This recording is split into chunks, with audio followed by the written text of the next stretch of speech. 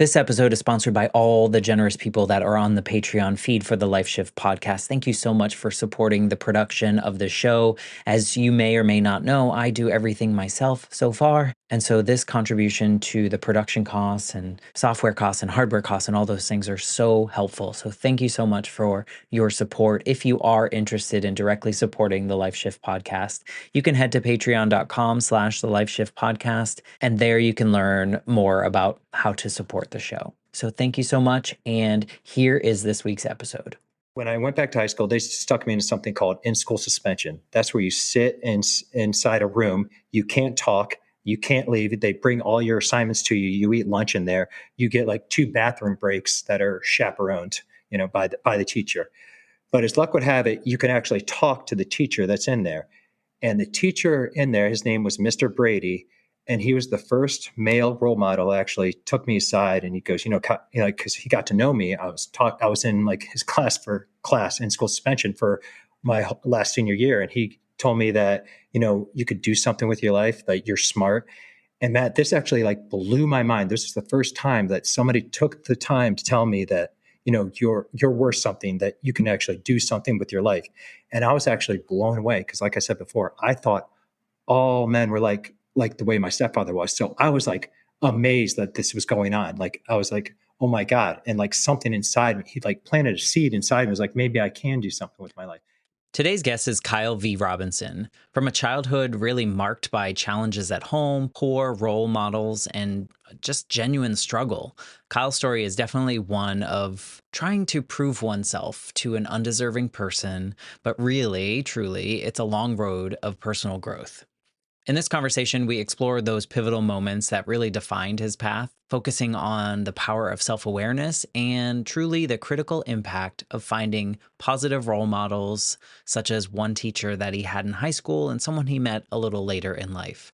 Kyle opens up about the challenges that he faced, including navigating a turbulent home environment and the influence of a life-changing teacher who believed in him. This episode is not just about the trials, but also about the triumphs, as Kyle reflects on the lessons learned and the strength gained through those experiences. You hear me talk about this a lot in these episodes, about how some of these really challenging moments, when we have the opportunity and space to reflect upon them, we can see the silver linings and we can see the things that we've learned because of those challenging moments. In my opinion, this conversation with Kyle is filled with hope and inspiration, and really that enduring spirit of growth. So without further ado, here is my conversation with Kyle V. Robinson. I'm Matt Gilhooly, and this is The Life Shift, candid conversations about the pivotal moments that have changed lives forever.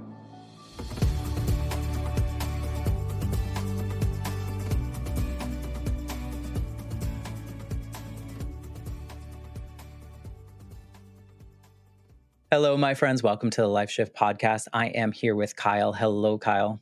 Hello, Matt. Thanks for having me. Well, thank you for wanting to be a part of the Life Shift podcast. I never really thought, maybe even 5 years ago, that I would have the opportunity to talk to so many people about these pivotal moments in their lives that has really changed everything. So I'm just so honored that strangers essentially have come and wanted to share these conversations with me. Sure. I'm happy to be here and actually share my story and what changed me, how I got from where I was to where I am today. And it's pretty interesting. I think it's so valuable because the Life Shift podcast really stems from my own personal experience of feeling very alone in my circumstances. When I was a kid, my mom died in a motorcycle accident, and everything at that moment, my parents were divorced, lived in different states, and everything changed in my life. But it was also a time period where people weren't really talking about grief or mental health or any of those things. And I felt very alone. Like I was the only person that ever had a parent die, and I didn't know how to navigate that world. And so really, when I started this, I was hoping that we could have these conversations where people out there listening might hear your story, might hear someone else's story, and feel a little less alone in their journey, and maybe feel a little hope or inspiration that they can move through that moment and become whatever they want to be, or however that may look for them. So, like you said, your story has these changes, and it's changed you from before and after. And it's just, I know there's someone out there listening that will hear your story and go, okay, I'm not the only one to go through something like this. So It's just such an honor. Right. And I think there's a couple life shifts that people go through, like some that they don't have control over, and then some maybe that they do. And I don't know if you really differentiate between those. So I think some of my pivotal moments were some I didn't have any control over, and obviously it shifted my life. And then as you get older, things happen. You're like, oh, I do have control, and I could do something about it and move forward from there. So that's kind of the experience I had with my life. Yeah, and you know what? Going into this, I was a little bit naive, thinking, okay, yeah, one life shift changed everything, and it's like, no. As humans, we encounter a lot of things, whether, like you said, these external factors that kind of knock us off our knock us off our feet, or throw us in the water, or whatever that might be. And people have these internal fires, which I didn't really understand for a long period of my life, because I was in this fight or flight mode for decades, because I didn't process that grief. And I didn't realize that I had as much power as I do to change my life until, I finally got therapy and all those things that helped, and go, Sure. oh, okay, you can have your own fire and you can have your own life shifts that you dictate. So that's great point. I agree. Well, and I think a little bit of that too. Maybe subconsciously we're afraid to make those changes because you're scared of what's on the other side of that too, and come to certain realizations. For sure. And for me, it was like I was afraid of taking any chance, because if there was a chance that I was going to fail, in my 8-year-old mind that I carried with me, I thought my dad would also abandon me. Like I felt like the death of a parent feels like at that age, it feels like abandonment. And so it was always that fear cycle, like you describe. It's like, what could happen? I don't know. Could be bad. And I don't want to do it. So I'm glad I did it. But Sure. So when I was younger, I didn't have a parent die, but something I did feel alone because when I was 4 years old, my mother was recently divorced. And so she was living as a single mom, me at 4 years old, and my older brother at 6 years old, and my younger sister at 3 years old. And one day we're just playing at my house. I'm upstairs playing around, and I hear the doorbell ring. And this is something that normally doesn't happen in our house. And I got really excited. So I run downstairs to see what's going on. And as soon as I get to the bottom of the stairs, like standing before me is this 6'3" tall man with like a big brown beard and bifocal glasses. And I'm just stunned, like scared, like looking at this intimidating figure. And my mom, who had answered the door, went to go get a glass of water or something like that. So it's just me and this intimidating figure. And I did what I thought any 4 year old would do. I just greeted him with like a little punch in the leg and I giggled. And what this man did was he made a fist too, and he punched little Kyle right in the stomach. And I keeled over and I couldn't breathe. I couldn't scream out, and tears were rushing down my face. And so nobody heard. So what this man did, he didn't try to comfort me, didn't try to do anything. He just walked around me into the kitchen, and I just scampered upstairs. And that was my first meeting with the man who would eventually become my stepfather, Ben, or my sister and I would later call him Triple B, Big Bad Ben. And that's kind of how my life, that's a big life shift that I didn't have control over. That's how my life started at 4 years old, going on, until I was like out of high school. wow. Yeah, that really can shape someone. Sure. And so as I got older, I don't want to get in the grisly details, but things didn't get easier for me. And there's, sticks and things like that. But as I got into high school, I really started to rebel out. And also, one of the big problems too is my mom. You would think, well, didn't your mom do anything about this? And like the simple answer or the easy answer was no, because she thought it was very, very important for us to have a father in our lives, because my biological father was out of the picture. Seemingly, he lived in Florida, and he sent checks on birthdays and Christmas, things like that, but he really wasn't in our lives. And so my mom was hell-bent on getting a father for us, and she was excusing a lot of behavior, thinking like boys will be boys and things like that. And as I was getting older and as I was growing up through adolescence to teenager, I thought this was love. I thought this is what a father was supposed to be. Like, I'm dead serious, man. I really thought that. I thought all men's dads were like this at home. Like, I didn't know any better. So, and my mom was telling me like, this is love, that like, she even made us call him dad and like, tell him that we loved him, like crazy stuff. And I thought this was completely normal growing up. I really did. But it was open, like you guys, everyone was kind of like it was everyone was aware that he was doing this to you guys. Well, in the close family. So like, me and my brother and my sister and my mom, but like on the outside, my mom would pretend like that everything was okay.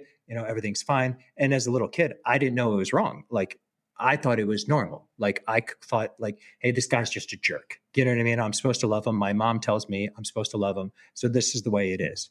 And then as I got older, like in high school, I eventually started to rebel out a lot because I didn't know, because I thought I was the problem. I thought, it was my fault. And I didn't know who to turn to or what to do. So I got in fights all the time in high school. I started drinking a lot in high school. And eventually I got expelled from high school for getting in fights and not like skipping school. And so I had to repeat what my junior year over again. And again, my mom was like blaming me. And I couldn't fathom, because all of my friends in high school, they were only my friends. I kind of gravitated to people that were not a good influence because I didn't think I deserved better. But I couldn't understand why they weren't getting kicked out of school. I couldn't understand why they weren't getting expelled. And it was because they didn't have the same home life I had. But I still couldn't realize it. So I was just so upset at myself because I knew I was smart and I couldn't understand what was going on. And so after I got expelled, I come back again for my fifth year and I'm doing the same stuff, same things, getting in fights. And I just want all this madness to stop. And so what I decided to do in the middle of class one day, I got a test back that I failed. And I was just so mad because I knew if I would have like applied myself, I would have been able to pass. And I was like, I'm just so sick of this. I need to do something about this. So what I did was I left school in the middle of the day and I went to go turn myself into drug rehab as a 17-year-old. And it wasn't like I was a drug addict. I obviously I had problems with, alcohol. I was just using it as an excuse, but I didn't know what else to do. Like I thought I was the problem. So how do I fix this problem? And so it's actually not really funny, but when I got there as a 17-year-old, you just can't say, hey, here I am. I can turn Right. myself in. They go, you need to be court ordered or you have to have a parent or guardian turn you in.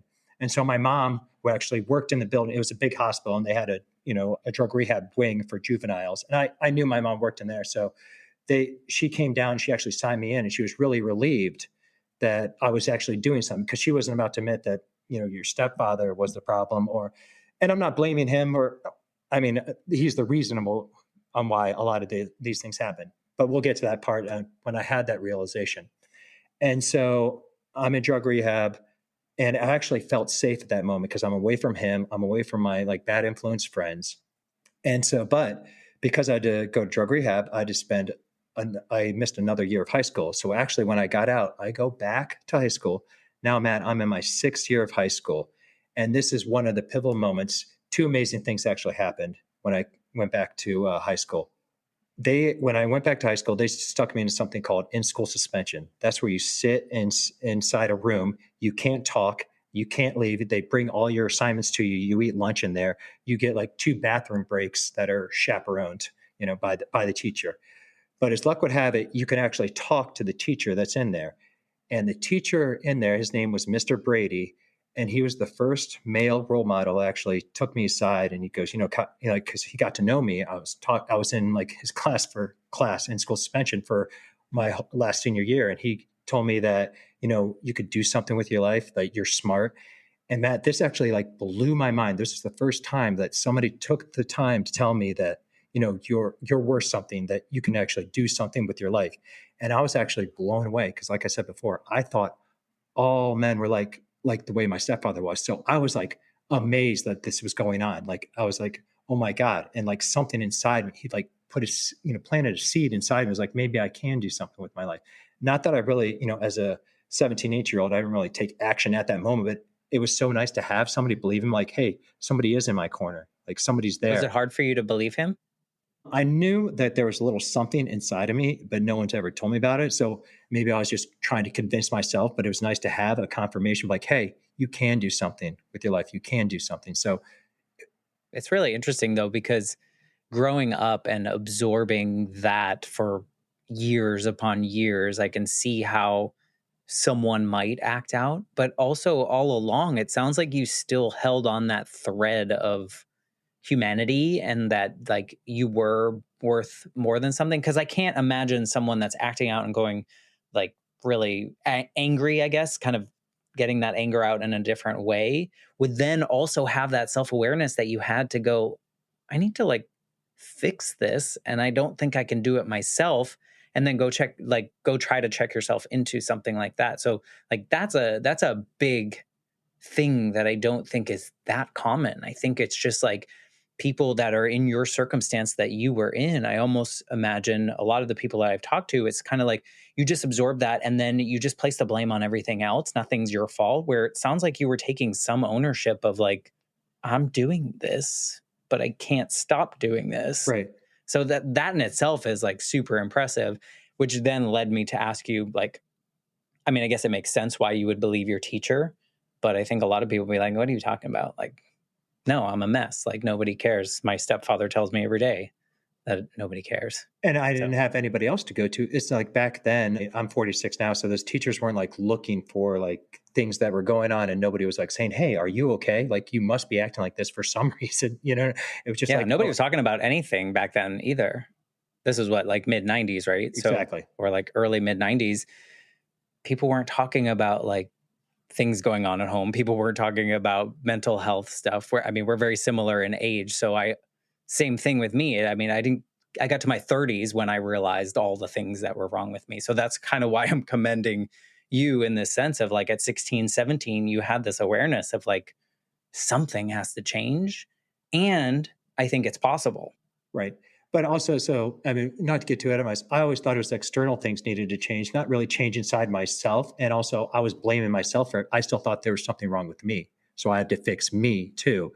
And that's what I wanted to do. Like, I didn't have the insight to like look inside, okay, Kyle, who do you want to be? What do you want? I just wanted to change something like and stop the madness. But yeah, and what I guess I'm trying to take credit away from that, what you're trying to give me. But yeah, there was a little something inside me that wanted something more in my life and wanted something to change and wanted to be better.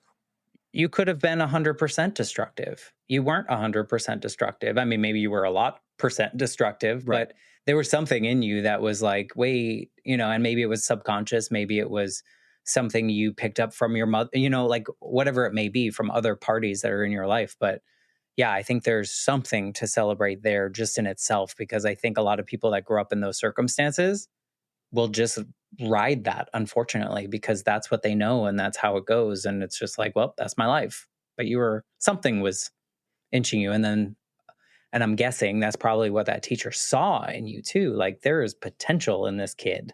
Like something's wrong, but there's also potential. So let me talk to him.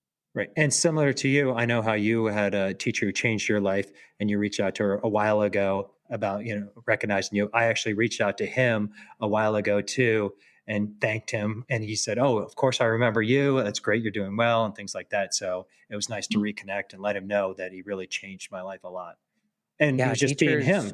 Like he wasn't Yeah, trying, like just being exactly. him. That's what is crazy. Exactly. Teachers, I mean, they're with us for so much of our lives, when we're in the school day and they see so much that maybe those of us that had this home life that might have been tough, they see us, in this other space trying to do other things. And same, like you said, I reached out to my third grade teacher. So I was 8, when she met me and she was trying to like help heal this little kid who was just so very lost. And then, yeah, I want to say I was in my 30s, I reached back out to her and like she knew who I was. She remembered things from the class. And you're like, how do you do that? You've just been teaching for like 30 something years. So, I mean, there was something that must have stuck out because he also remembered you, which is It was impactful as really well. great. And so after he planted that seed in me, when I wasn't hanging out in school suspension, they eventually left me out. And by this time, I'm, 18, 19 years old. I'm in my 6th year of high school. And I'm still I want to keep my head down because I can't get in any trouble. Like when I was a juvenile, I got in trouble, arrested for fights and things like that. But now that I'm an adult, if I get arrested, like go to serious jail. So, and I was deathly terrified of that. And so I'm trying to keep my head down, trying to be on the straight and narrow. But one day, I guess I was making fun of the wrong person, just having a smart mouth. And I was messing with the wrong kid outside of school one day, and he wanted to fight me. And I'm trying to tell him, no, no, no, I don't want to fight. You know what I mean? A, he could probably beat me up for sure. And B, I didn't want to get in any trouble. So I'm trying to get away from him. But before I can get away from him, there's a huge crowd around us, about 150 kids. This kid is like trying to grab at me. I'm just like running around in a circle. And before I know it, I'm grabbed out of the circle of kids and I'm arrested. And I'm arrested for like assault, disorderly conduct, disturbing the peace. And now I'm going to like real jail. I'm in real trouble, even though I didn't even do anything wrong. And so my mom won't give me a lawyer because she doesn't believe that I didn't do anything wrong from my past. and everything like that. And so what I decided to do is I was like, I know I didn't do anything wrong. So what I'm going to do is, you know what I'm going to do? I'm going to represent myself. And so what happens is we're in, and I'm fast forwarding through a lot of things, but it's fine. What happens is we're in court one day. It's just me, the prosecutor, the judge, and then the arresting officer. And court starts, and the prosecutor starts asking the arresting officer some questions, saying, "Do you see the person that was involved in this altercation?" And the officer points me out, and the prosecutor asks a few more questions, and then the judge goes, "Kyle, do you want to ask the officer some questions?" And in my head, I'm very, very confident, Matt, but as I start speaking, my mouth starts, starts shaking, my voice is trembling, but eventually get enough nerve. And I start asking him some questions. I go, "Where were you when you first saw this alleged incident?" He goes, "Oh, I was sitting in my police cruiser." And I go, "Well, where was that in relative to where you saw this incident?" He goes, "Oh, about 150 yards. And I go, "What did you see?" He goes, "Oh, I saw about 150 kids surrounding you guys." And I go, "So you're telling me from sitting in your police cruiser from 150 yards away through like 150 kids, you saw me strike somebody else?" And he goes, "Well, no, I can't say that for sure."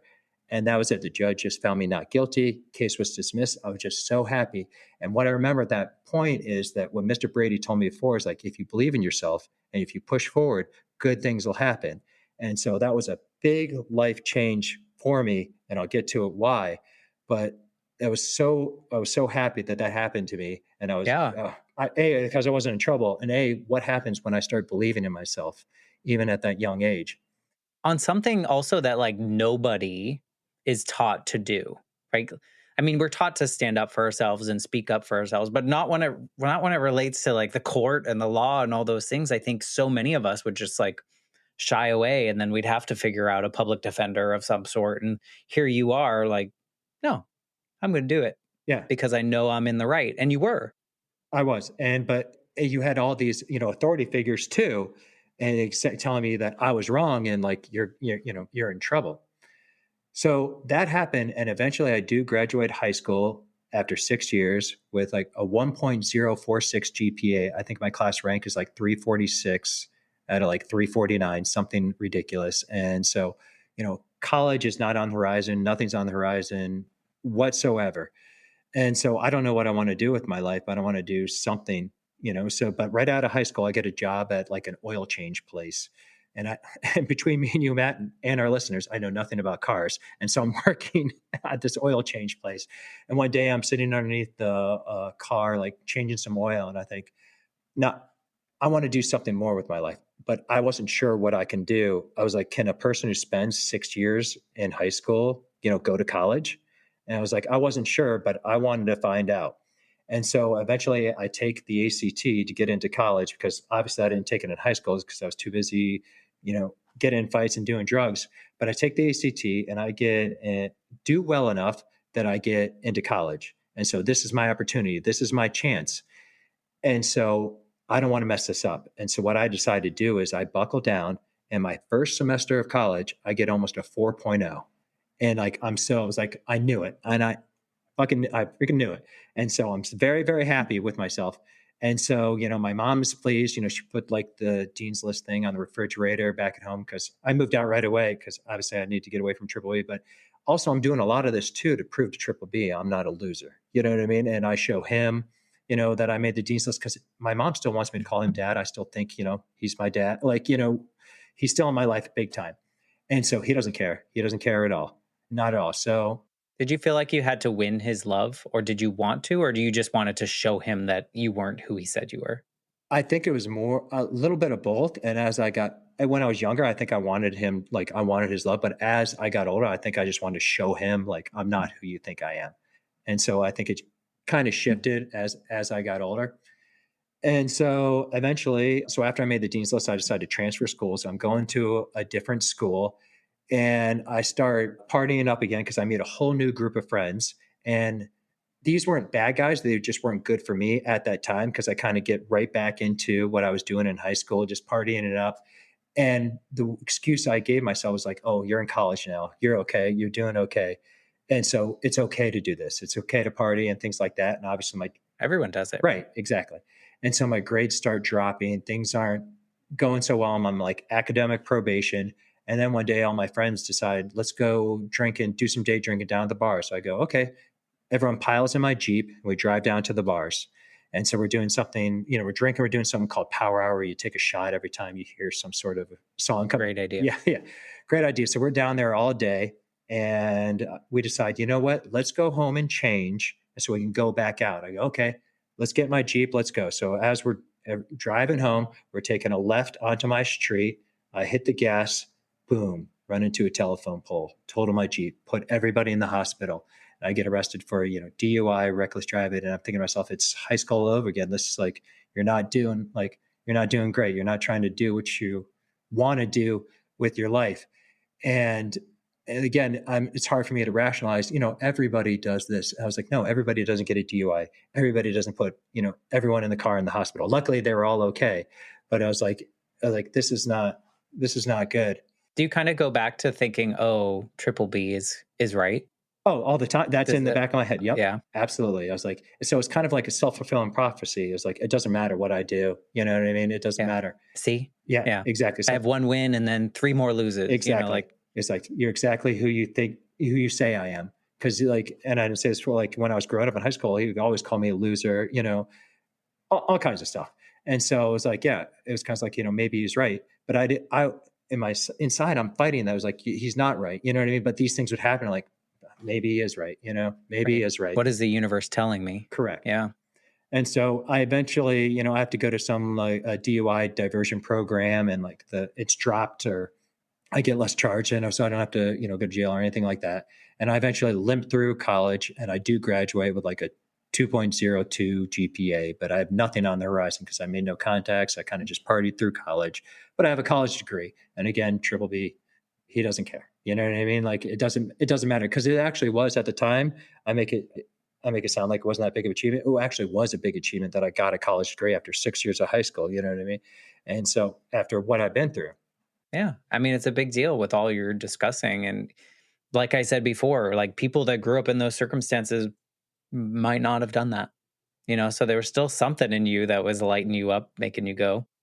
And so I wanted to, again, so I started to realize it's about who I hung around with and who, how I'm spending my time's dictating how my life's going. And so after I graduated college, I decided to run away. That is, I had an opportunity to go live in San Francisco and I took that. So I drove out to San Francisco and I worked out there. Nobody knows me there. Right. I worked out there and it was kind of good because I was away from Triple B. I was away from my old friends, but my mom would call and she would call on my birthday and oh, your dad wants to talk to you. And so put him on. And so she was just driving this home all the time. And I'm still at this point where I don't think there's anything wrong. I think I don't enjoy doing it, but I'm still doing it. Right. But I'm out in San Francisco. I'm kind of getting things together. I'm getting my finances together. I'm trying to get my life together and I'm bartending. Things are going great. And I was like, but you know what? I want to do more with my life. And I think about, high school. I think about, what can I do?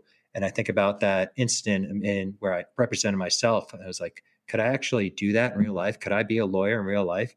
And I wasn't sure, but again, I wanted to find out. So I took the entrance exam to get into law school, the LSAT, and I did well enough to get into law school. And now I'm moving out to Michigan and I'm going to Western Michigan Law School.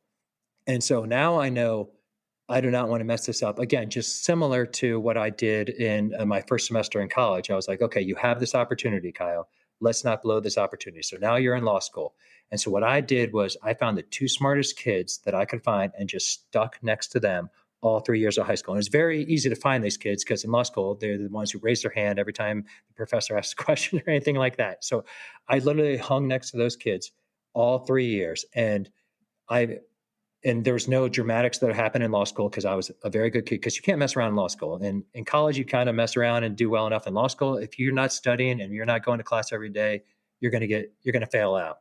And so I made the dean's list one semester. I got the certificate of merit one semester. That's getting the highest grade in one of your classes. And I did well enough, better than I did in high school, obviously better than I did in college. And I was going to graduate law school. But in order to graduate law school, you have to take an internship. And so I just applied to internships in New York City because that's where I always want to live. So eventually I got an internship in New York City. And I hated every second of it. It was at this matrimonial law firm. It was a nightmare. Mm. I hated every second of it. And I was like, I'm not sure if I want to be a practicing attorney. And so that was in the back of my head too. Eventually, I did graduate law school. And again, Triple B, I was trying to prove to him that I'm not worthless. And at my high school or my law school graduation, this is what he told me, Matt. He goes, I would have lost a bet. That was his congratulations to me. And I started to come to a realization that I could find the cure for cancer. And this man, it didn't matter. So I started to get the mentality now, you know what, forget him, forget him. But again, I don't want to disappoint my mom either because she thinks she wants me to, calm down and things like that. So, I'll Yeah. text. How old are you around this time? So I graduated law school in 2009. So 46 now. So I'm around 30 years old, if I'm doing the math correctly, real quick. So somewhere, It's a trick. right, It's a math podcast. somewhere around there. I get it though. I mean, the reason I ask is because like 30, some of us that have these traumas early on, we are still so attached to the perception of those that are deemed parents have of us. And I can see why that would still matter though. And I think some people are like, why? Well, you're 30. Like what? But when you have those early things, it sticks around and it probably still does. Even if you've worked through things, you still think of it and you're like, Well, for sure. maybe don't Well, act on it this spoiler time. alert, Matt, my mom is still married to this man to this day, which is insane.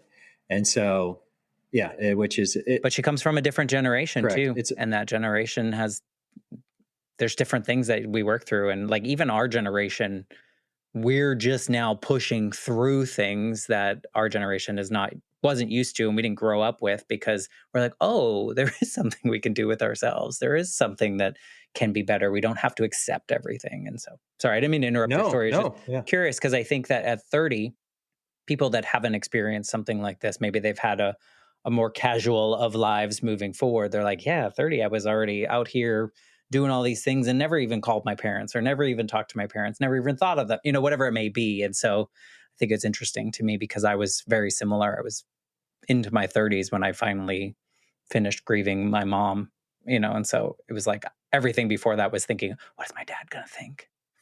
He didn't care. I mean, he cared, but he didn't care. Right. Yeah, he was. Yeah, exactly. Like he didn't want that to dictate how you were acting. Like, Exactly. yeah. Exactly. And I don't Yeah. want you to think that I don't love my mom. Of course, I love my mom. And I'll get into Of this a course. little bit later. But like, and I'll get into this later. But I can't control her how she feels or how she reacts. I can just control how I feel and how I react and what I do and like moving forward.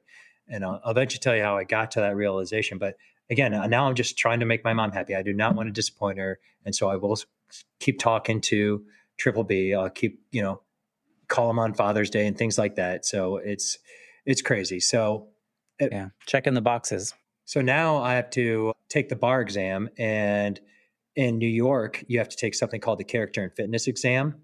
And in order to get admitted to the bar, so I took the bar exam, I passed the bar, but in order to get admitted, you have to take something called the character and fitness exam. That's where they do this huge background check on you. They take your fingerprints, they do like this FBI background check, and they find anything wrong, you might not get admitted to the bar. And I was actually terrified of this all 3 years of law school because I wasn't sure if I was going to actually be able to become a lawyer. And Because of your history. yeah, exactly. So I rationalized to myself, you know what? You'll just have a JD, Kyle. You won't even try to take your bar. And I wasn't even going to attempt to take the bar exam at all. But I was after I graduated law school, I was like, you've come this far. What are they going to do? Take your law degree away from you? Like, you already went through this far. Why not try to do this? So what I did was I flew back home to Ohio after living in New York City, and I went to all of the courthouses and police stations, got certified copies of all of my police records, and submitted it to the Character and Fitness Board to see if I get admitted to the bar. And so the way they do it in New York is you have to get interviewed by a prosecutor or a member of the bar to see. Everybody goes through it. So the day of my interview, I'm in there and there's, dozens of law school graduates being interviewed, but they're only taking like 5 minutes. I'm in there for 2 hours waiting for someone to interview me. And I finally ask, what's going on? They go, oh, we're bringing in a special prosecutor for you. And so finally, Great. finally Thanks. this woman comes in and she has my file. And Matt, there's like red tape coming out of it, everything. And I'm like, here we go. This is like a worthless endeavor. And so finally we sit down and she starts going through this file and she goes, quite the file here. And I go, yeah.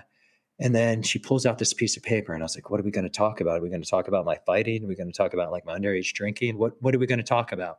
And she saw, oh, I see you got caught speeding in Michigan, like while I was in law school. I was like, yeah. She goes, well, how do I know you're not going to do this going forward? And I'm thinking, this is what she's questioning me about. I go, well, I live in New York City now. I don't even have a car. So it's impossible for me. She goes, oh, I guess you're right. She had like a little laugh about it. She goes through the rest of my file. It doesn't really ask me any more questions. She goes, you're going to be a good and ethical attorney? I was like, yes, ma'am. And that was it. Stamped. I was admitted to the bar. And I was like, a great weight was lifted off of my shoulders because I was I bet. really, and again, I thought that that would fix everything too. I thought, okay, so look, see, and another reason too, External validation. yeah, and Yeah. another reason too, I wasn't gonna go through the character and fitness evaluation. I was so scared, not scared, worried that Triple B was like, "Yep, I told you you couldn't do this," and so I didn't want to hear him saying that. So that was a big part of the back of my head. But then you also know that he's not going to care Right. if you do, Eventually, but I'm still which trying. sucks. I'm still trying Right? though. I know. It's insane. Humans. I know. Yeah, it's not insane. It's I would venture to say it's probably normal. I think that if anyone has that experience, I think they could relate. But it's funny, not funny, just like it's not insane that, we think, okay, well, it's going to validate him. But then we're also like, we know that even if it validates me, he's not going to validate it Right. ever. Exactly. And like, it's like an endless trial that you're on for yourself to try to get this and no win. I would assume. Well, maybe there was. Yeah, but also like I think part of that too is like it started morphing into like, well, can you do it, Kyle? Can like, starting to see if you're capable of it. Like trying to want to see if I can do this, to prove to myself that I'm worthy of it. Cause I didn't feel worthy of a lot of things. So I was trying to, seek all these external validations to try and, fix me and try to say I am worthy. And so a lot of it too started shifting towards I'm doing it for me to prove to myself, hey, I'm worthy. Hey, world, look at me. I am good. So this is what I can do. Things like that. Yeah, but it's like that. It's like that law scale with the scale. What is it? The Lady of Justice with the yeah. Yeah, that. I'm thinking like, okay, well, is Kyle thinking like he's trying to prove it to himself, or is it really just this triple B that's just weighing everything down? Because as you tell your story, there's a lot of triumph. There's a ton of triumph as you talk about all the things that a lot of people probably wouldn't have been able to achieve that you did. Yet, and I can understand this as well, you seek the next stamp of approval. You seek the next, whatever it may be, like maybe one more thing will help. Right. One more thing. And then another thing. Right. I did the same thing. I Exactly. totally get that. And so, but when you tell your story, and I hope you see this now, I'm sure you do, lots of triumph, lots of Oh, things absolutely. that society would have excluded you from had you, like written you off, if you will, just like Triple B did, and you did it. So I was also searching, wins. for the next thing. Like, I want to be good enough. I'm good enough. And eventually, I realized Kyle wouldn't have mattered if you didn't even graduate high school. You are good enough. You were good enough back then, and so it takes a long time to get there, though.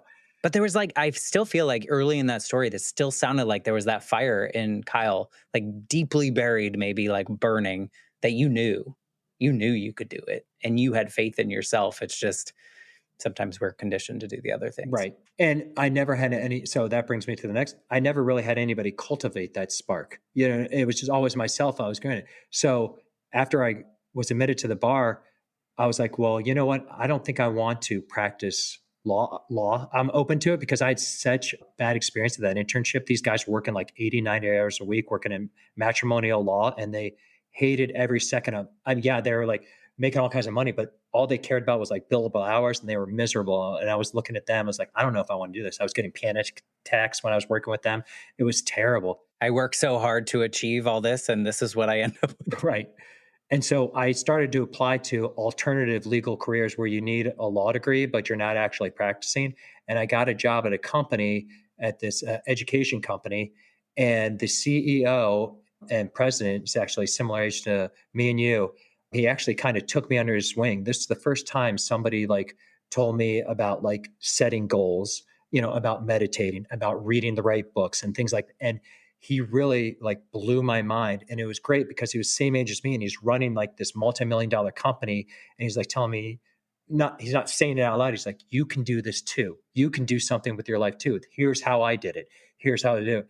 And I still, That's what worked for me. and it was so life changing. It was similar to Mr. Brady, but now I was ready to hear it. And he was this guy, his name's David. He actually gave me the tools to do it. And so it was actually amazing. This is what I was craving for so bad. I was like starving for this. So I ate up everything he was telling me. And he really changed my life about, like I said, just setting goals about what I'm capable of, about pushing the boundaries, getting out of my comfort zone, everything, you name it. And it, it really altered the course of my life. And I feel, and I understand not everybody has that person in their life, or I understand how lucky I was to run into this. Like, and it, You worked your butt off to get there. So I agree. maybe it was all predestined. Maybe, but I'm so thankful for him and so thankful for him at that moment. And so that was a huge thing that happened to me. And it was amazing. And I was just like, I just dove in all the way.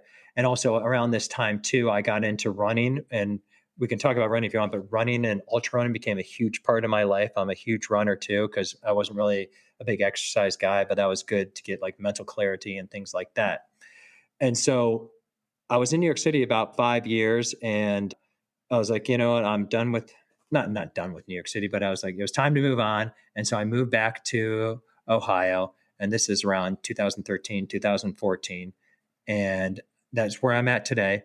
And when I moved back, I started a similar business where I was working for with David, and that kind of blew up a little bit, but enough where I was able to support myself. And it was actually great. It gave me a lot of free time too. But also I knew that I learned from David was, you know, again, who you hang out with is going to dictate your future. So when I moved back to Ohio, I just started hanging out with all my running friends, like people who like to run, like people like to push themselves, people like to, you know, have a good life and a healthy life and a healthy lifestyle. So I just met these great friends that I'm still best friends with today. And I was hung out with them every day. And I went on adventures out west. I bought like a conversion van, and I spent like 6 months out west, like traveling around, meeting a bunch of other people. And when I came back, and this is like one of the biggest life shifts that happened to me. And when I came back from that trip, I was like, you know what? I want to write about my life. I want to tell my story to the people. And what I thought my story was going to be like, oh, you know, I spent 6 years in high school. I was a bad kid. You know, I was bad. And I overcame this. And then as I was started writing, I was like, well, let's start at the beginning, Kyle. What is your first memory of your life? And I'm trying to think about my first memory. And it was when I was 4 years old, when I met Triple B. That was my first memory that I ever had. So I started writing this, and I started just, you know, crying, and I just started writing about how I grew up. And I wasn't even planning on writing any of this stuff. But this was the first time that I realized how I grew up and like how bad it was and how serious it was and why, the reasons why I became who I was. And it was really like hard at that moment, but it was amazing because now I know what happened, and now I can do something about it. Now I can change the narrative. I can change what's going on. Now it's like, oh, you happen to, you know, you can, you know, seek therapy. You can talk to people. Now you know why you act this way. Now you know why you tried to find those kind of friends, you know, that weren't good for you. And you know, you're trying to prove something, but it was actually life altering. That was one of the biggest things that ever happened. I started writing this because I, if you would have told me 10 minutes before I started writing, it was like, oh, were you, you know, abused as a kid? I was like, no, my stepdad was just a jerk. You know what I mean? I would have said like, that's what I would have said. But after this, it was crazy. And it just opened up a lot of things for me that obviously I had to work through, but it was just, Yeah, you probably got messy for a little bit oh, for sure. And I'm still, you know, in working your on it head. too. Yeah. I'm not like a Yeah. perfect, you know, but it was, You're not? Oh. well, you know, I'm sure that's what That's what's coming right, off is that you're exactly. just perfect. Yeah. No, I think I think a lot that was what happened to me in therapy was a very similar experience because I was going to therapy for like work just was like really crappy at the time. And then I started like emptying my story to her, and she's like, you realize that all the decisions that you've made since your mom died, you were making with that 8-year-old in mind, like the fear of that 8-year-old. And it was like you said, like the clouds parted and like, oh, And then I was able to like connect all these dots of like all the things and decisions and poor decisions and things that I made over the years. And it just like comes, and then you're like, what do I do with all this? So I'm sure like as you're writing this on paper, you're like, really? Like, did this really like, could this be true? Right. Did you have any of those moments where you're like, this feels like it's a movie, not a Kyle's life? Well, so after I wrote it all down, I was like, well, am I the only way it feels this way? So my brother and my sister experienced, like, grew up in the same household. Mm, So what I did before I published it, I interesting. shared it with them, and they read the whole thing, and they were like, it was eye opening to them too, because they never, because remember, my mom said, "This is your dad. This is love." And so we were all playing along this whole time. And once I shared it to them, they were like, "Oh my God, yes, this is exactly what happened. Like, this is what, our life was like." Like, no, not like thank you for like bringing this up, but like it helped them heal as well too, and way to move forward. It was really Did they face any similar challenges? Not that you have to give away their secrets, but did they face any like not as bad as similar I did. challenges? Yeah.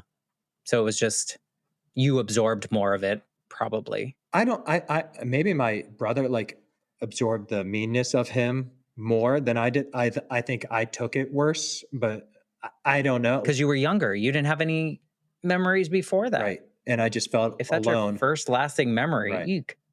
And so, yeah, when I told my brother that story, he said he had no idea that that was your first memory, And so, but it was good to get validation that I'm not crazy, that I'm not making this, you know what I mean? And they were like, yeah, this is Mhm. exactly what happened. Right? Yeah. No, I could imagine if you told other people, they'd be like, "Pff, that's you're just you're embellishing that, or this, that, or the other, or you had control all along." And you're like, really? I was four, Right. and Exactly. that's deeply embedded. Those feelings and those things that happen around that time. Your story makes sense to me. I think there are people that it would not make sense. Like, and it wouldn't be validated because they wouldn't be like, they'd be like, no, you can just change on your own. You can just stop doing that, Kyle. And you're like, I really wanted to, but that was just the way my life was turning out. It was just, I got myself into these situations. I didn't want to, but I did.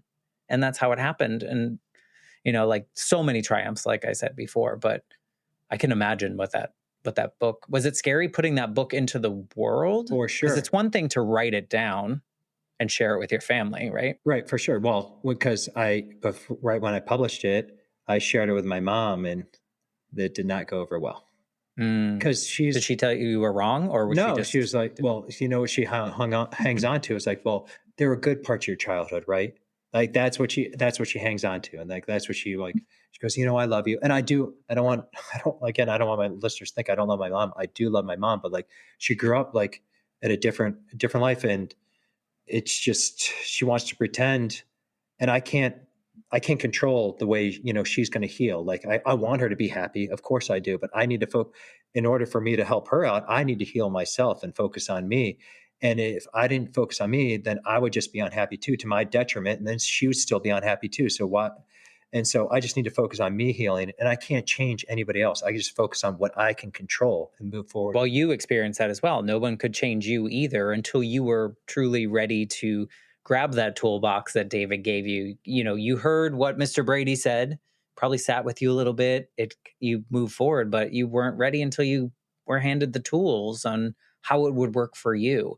And the tools that were given you, that you were given, probably don't work for everybody, right? Like you have to be ready and in the right place, right time. The universe was conspiring for you to come across David and learn these things from him and see someone successful that's a similar age.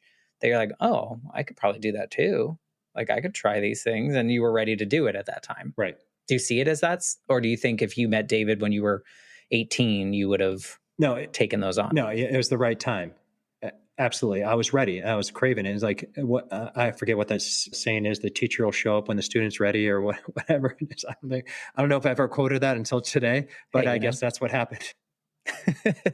well, it's true. I think from my own experience, I feel like until I'm fully aware of what I need, I won't accept any pieces. Like I have to be ready for therapy. I have to be ready for whatever for it to work for me. If someone had forced me at 22 into therapy because like you had to go or court ordered or something, I don't think it would have worked because I would have been I don't need this. What are you talking about? I'm fine, until I was like, oh, I'm not fine. Right. And then it was like, then it worked. Right. And to answer your question, it still is scary putting the story out there, but I think Oh, it's yeah. pretty important. That question.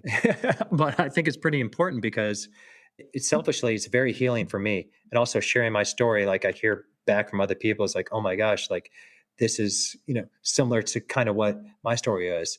And also I always had this excuse in the back of my head, like, no, you guys don't understand. My story's different. You know what I mean? There's no healing or coming back from that or shifting from that. Like my story's different. But like, yes, everyone's story is different. But I never thought I'd be able to be where I'm at today. Like, years ago, because I always thought in my head, like, oh no, my story's just too messed up and like too like my mom's still with this guy, so that's excuse you guys wouldn't understand. You know what I mean?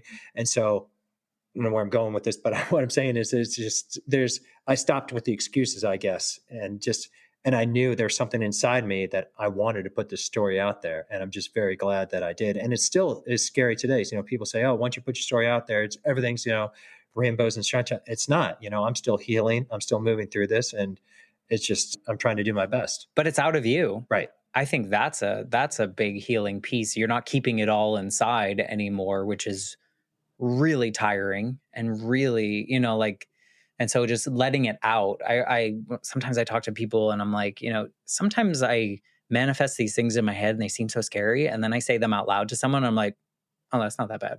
Like it feels like more and I would assume that putting your story to paper and then publishing it for the world to read, if they choose to, can be that fairly similar. Like it just gets it out of you. And now you can move forward with what you have created for yourself. Yeah, and it's like my hope is like it just heals some other people, or hopefully it helps other people too. So that was the main reason. Are you finding that? Are you finding that people that have read it are saying, I dealt with something similar, or, and then does that help you heal more to realize you aren't the only one that's gone through something so terrible in your experience? Yeah, it reinforces that I did the right thing, putting it out there, and I'm glad it's helping other people. But now I know. I mean, I think I'm mature enough to know that other people have gone through these similar things, and I think it's good too. Like we're so scared to like talk about these things, but we got to shine a light on like all this kind of stuff, like even these bad things that we might be embarrassed or ashamed about. Like we got to shine a light on it. It won't be, and then it won't hurt so bad. It won't have this power over us, because this had a power over me for for so long. And then I was just like, I'm sick of it. But like, now it's out here. And like, now I'm just shining a light on it. It's like, you can't hurt me like the way you have been hurting, or keeping me back the way you have been keeping me back. Yeah. No, there's power in normalizing some of these feelings that we have, because we are humans and we have all these feelings, and you probably have had all of them: sadness, shame, anger, all the pieces, that happiness, all the pieces that come with you. But our generation growing up, we were really, as guys, we're told like you can show anger, which you did. You can show happiness if you want to. Happiness and anger. You weren't allowed to show people that you were sad. You weren't allowed to show people that that you didn't have things under control, right? Like I feel like we were just taught to be like angry or happy. Right. Exactly. Don't do anything else. But now that if we're like Kyle, I'm having a terrible day today, and that's okay. Like I'll figure it out. I'm going to work through it, but I'm acknowledging it and putting it out loud and normalizing the fact that like we can feel however we need to feel because we're full humans, I guess. And I've gotten a lot of the tools. Like what's helped me out too is like obviously writing, but now like, journaling. I don't know if you practice with journaling, but like journaling helps so much because you just see patterns in there. And it's good to get all your thoughts out at the beginning of the day. And so that's helped me out a lot too. What makes you feel most like human these days? Most human? Well, like running makes me feel most human. That's where I feel most alive, just running out there. I don't listen to like music or anything like that. And usually I'm with my friends, but when I'm out by myself running in the middle of the woods or something like that, that's where I feel the most, because then I can see, how far what you're capable of doing. It's just you in the outside world. So that's what I love doing the most is it like a thought cleansing absolutely experience for you too? Do you process thoughts, or are you kind of erase and just run and do your thing? I think it's more of a processing the thoughts, just going through things and just, going through life. And it's like journaling without but exactly running. Yep. Exactly. In a way. Mm-hmm. Yeah. It's just very, no, I mean, that makes sense. Meditative. But you were running your whole life, right? No, Technically? I just started running. No, but like metaphorically, Oh, there you go. Exactly. Yes, I was. and like, and now you're running with purpose. Now you're running because you choose to see how far you can go. Whereas your whole life you were running from triple B and or running, like to the next thing that maybe can make everyone love you, maybe can impress everyone, maybe can show everyone that they were wrong.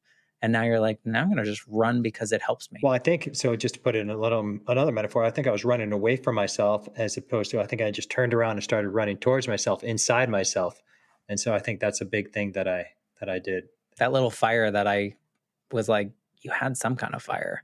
It's like now you're like running to light it up even more. Well, That's yeah, cool. that's the title of my book is Wandering Spark, and that's kind of like why I wrote like had that title because I had that little spark inside me. It could have gone either way though. Like I could have blew myself up, but it was a spark inside me that flourished and blossomed. Yeah. Just for full disclosure to everyone listening, I choose not to know too much about the people that I speak to on the podcast. So I'm not like a jerk. I just don't want to know too much because I really want these conversations to unfold in the way that they have.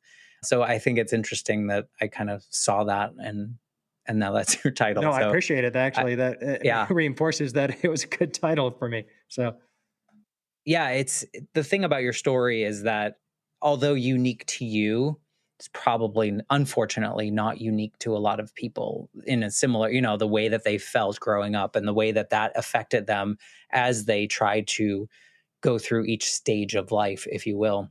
But you did the right thing, in my opinion, by putting it out there for the world to see so that other people can see, oh, he went through all this, but look what he's doing now. Look what he did for himself. Look how he turned this around.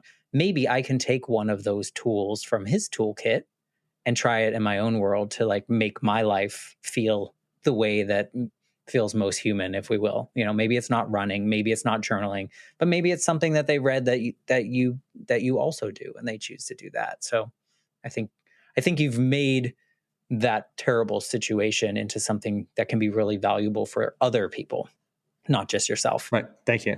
So Yeah. No, I think it's a similar vein to, I know you said like something about it was like somewhat selfish because it was healing in a way. For me, this podcast is somewhat selfish as well because every conversation I have has this little element of healing that 8-year-old version of me that just felt like he was the only kid. And so it's just such a valuable experience and so relatable in a terrible way because humans shouldn't have to go through all these things that we go through. But I guess that's part of the journey that each of us has right. on this earth. And I think us being being in service to others, I'm sharing the book, you're doing the podcast. I think that's really helpful too. Like selfishly, it's fulfilling, but also being in service, just trying to help out as much as you can.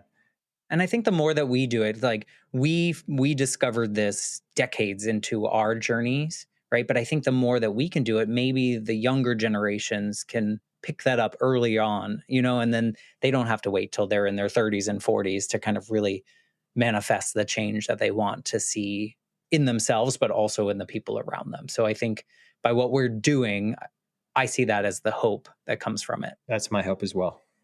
Yeah. So if people want to read your book and stuff, how do we get that? How do we figure that out? So my book is it's on Amazon and Barnes and Noble. Wandering Spark is the title of it, and then all my social medias is Kyle V Robinson on all my social medias on everything. So Awesome. you can find me, say hi. Well, yeah, definitely connect with Kyle. Before I let you go, I do want to ask you a question, and I'm trying to think of who, if this version of Kyle could go back to the version of Kyle that's sitting in that in school suspension and just like, how do I gotta be good and I have to make it through. And how do I figure that? Is there anything that you would want to tell him? Well, so it's funny you say that. I actually have talked to him before, and I do, through therapy. I don't know if you're familiar with IFS therapy, internal family systems, where I do go back and I do talk to him. I have told him that, I just tell him that I am here for you. Somebody is here for you. I talk to that 4-year-old more often, telling him that I am here for you. You are worthy, and like you are loved, because I didn't feel loved for a long portion of my life, and so I talk to them often, to be honest with you, and I let them know that I'm here for you. So just knowing that, they're still part of me, and they're just knowing that they have somebody, because growing up, I felt like I didn't have anybody. Like I felt like no one was there for me. And so, and I didn't know that at the time. I didn't know what I was looking for. And so it's nice to tell them that I am there for them. And, I'm an adult now and you're going to be okay. And that I love you. That is probably what that version of you needed to hear, because you were told what love was, but you weren't shown in a way that maybe you understand now as an adult, and the self-love and those pieces that come along with it. Yeah, it's so interesting. I think more people that I talk to too are doing what you do, and have those conversations with those people. So I'm glad that you're doing that and you regularly do it. I think it's such a healthy practice that probably the 18-year-old version of you would not think was anything real, you know? Correct. I think we would be like, what? What are you talking about? Why would you do that? But it's just such a valuable experience. So thank you for sharing your story in this way and the way that you do. And I look forward to reading your book and reading in between all the pieces that you probably had to skip over for this podcast. It's really an important thing you're doing. So thank you for that. No, man, I appreciate you letting me share my story. And thank you so much. You're doing a great service here on your podcast. So thank you.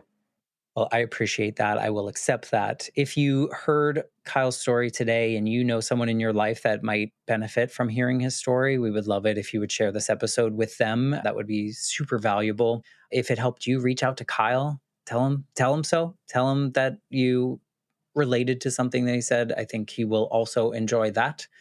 And with that, I'm going to say goodbye. And I will be back next week with a brand new episode of the Life Shift podcast. Thanks again, Kyle. Yep, thank you. Goodbye, everybody.